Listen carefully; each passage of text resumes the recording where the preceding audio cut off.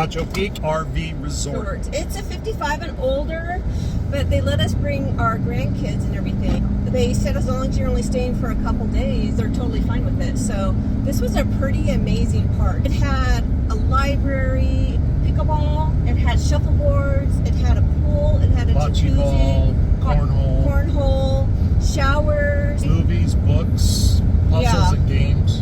Yeah, and it was right next to... Oh, Rooster Cogburn. And I can't tell you how many times in my life that I've driven by this place and never stopped. And even if I'm not going camping, I'm going back there. It was amazing. It costs $15 per person, and you get all the food for all the animals. And they had... The stingrays were amazing. You get to go in and birds actually land on you and they eat food out of your hands. It was just goats and sheep. Yeah, and it was rabbits. It was amazing. So 5 and under were free, and our grandbabies are younger than that, so we didn't have to pay for that.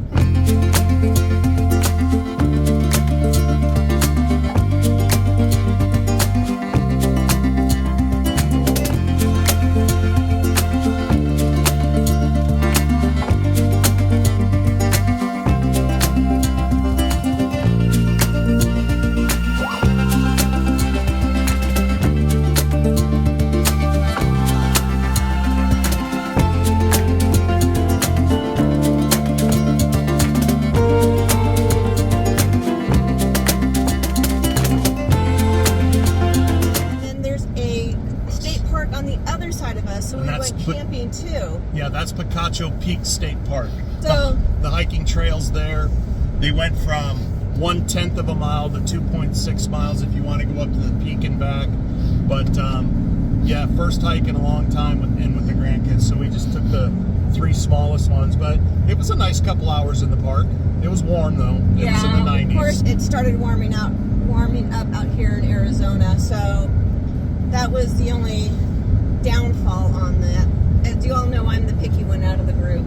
It was really hard. Like I said, the only bad thing about that whole resort was the freeway and the train. Everything else was absolutely beautiful. And I did see a couple people come in that weren't 55, and they just stopped for overnight. Check it out.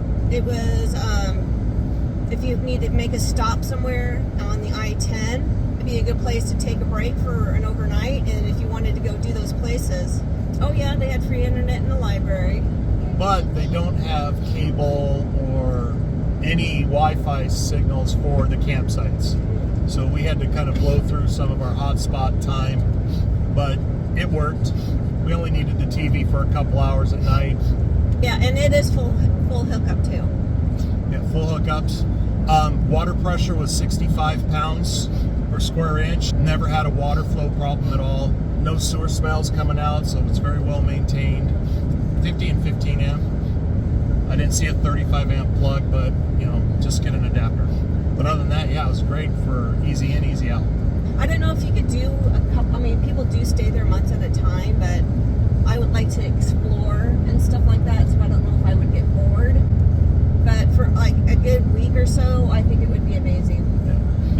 Another downfall is you're 25 miles either direction on I-10 from any type of town that has a Walmart or a pharmacy or anything, kind of close to Eloy, so it's kind of between Casa Grande and whatever the next town is. If you look on the I-10 map and follow I-10 towards Tucson, you'll see a little spot called Red Rock or Picacho. That's where we were. Exit 219. Yeah, exit 219. It was a great park, other than the proximity to the freeway, which was literally, it's 100 yards from the freeway. There's barely a 2-lane frontage road, and then there's the park. Yeah. So you do hear the traffic, and the trains run all night long in both directions. Other than that, it was fantastic. I'd come back here again easily.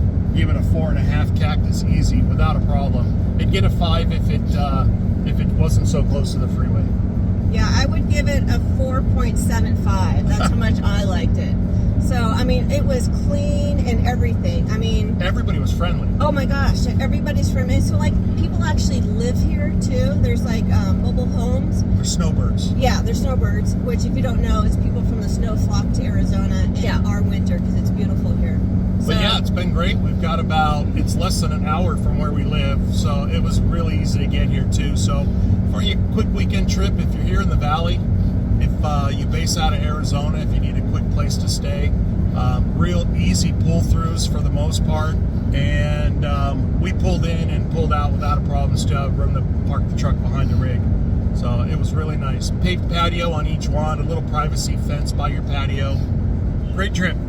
Now we're stuck behind this big rig, but we're not in a hurry. We're doing 65 tooling along on I-10 on a Monday. That's a good thing. All right, don't forget to hit that subscribe button, hit that bell so you get the notifications that videos are coming out, so you don't have to search for us. We want to make it real easy for you. We'll see you on the next video.